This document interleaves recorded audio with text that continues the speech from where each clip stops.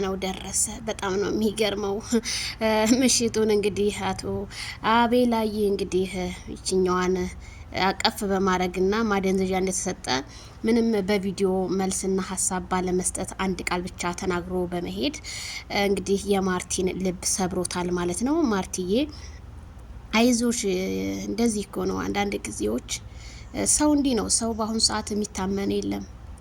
የፈለገው በቃ ነገር ቢሆን ሰው አይታመንም እና አይዞሽ ማርቲዬ። እምባዬን አስመጣሽ የኔ ናት፣ እምባዬን የመጣው ማለት አይዞሽ። አቤላ ግን ለምን ማለት ሌላ የራስክን ህይወት ጀመርክ ማለት ነው? እንደዛ ባሰጣት ኦኬ ችግር የለውም። ይችኛዋን ውዴዳት ደግሞ ይቺ ልክ እንደ ሩታ ነው እኮ በልጠጥ የምትል ደግሞ ከየት ነው እንትን ያመጣት? እንደው አቤላ ማታመጣብን ታሪክ የለ። ጉድ ሳይሰማ መስከረም አይጠባ ነው ነገሩ።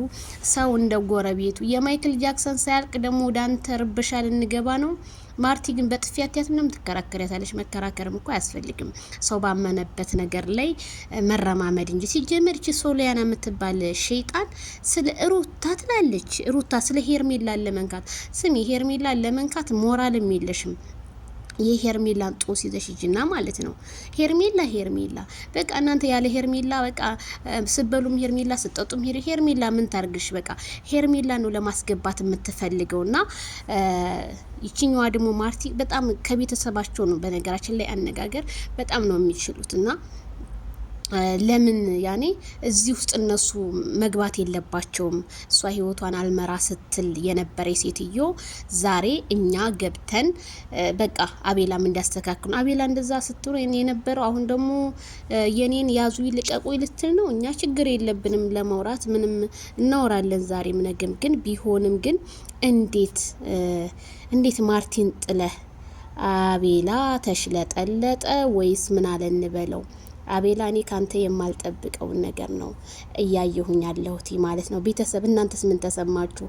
ሄርሜላን ግን ለቀቅ አርጊያ ሶሊያና ማለት ነው። በሄርሜላ ባንቻ ፈንጠራጃል። ሄርሜላ በጣም ቁጥብ ሴት፣ በጣም በቃ ለሰው ልጅ ያላት ክብር፣ ሰው ሲያለቅስ የምታለቅስ፣ ሰው አዝኖ ስታገኝ ብድግ የምታረግ ናትና የሄርሜላን ጦስ ሰጅ ነው። በአጠቃላይ ጦስ ይላል ጉራጌ፣ ጦሷን ሰጅልን እላለሁኝ። አቤላ ግን ወይ አቤላ ወንድነት ወጣ። በቃ ወንድ ወጣ። እሰይ እንዴ ዝም ምንም በቃ ዝም አንቺ ጨርሹ ብሎ ሂድት። ወይ አቤላዬ፣ እኔ በጣም አዝኛለሁ ቤተሰብ። አቤላን ግን በምን ቃል ነው የገለጻችሁት? እስኪ ንገሩኝ በኮሜንት። አብርሃምን ትቶ የአብርሃምን መዳን የአብርሃምን ፕሮግራም ትቶ የአብርሃምን ብዙ ነገር ከአብርሃም ጋር ከሄርሜላ ጋር የሚጠበቅበትን አሁን ደግሞ እሱም ሌላ ፍቅረኛ የያዘ ያሳዝናል። እውነት እኔ ሄርሜላና ማርትዬ ቀን ይወጣል።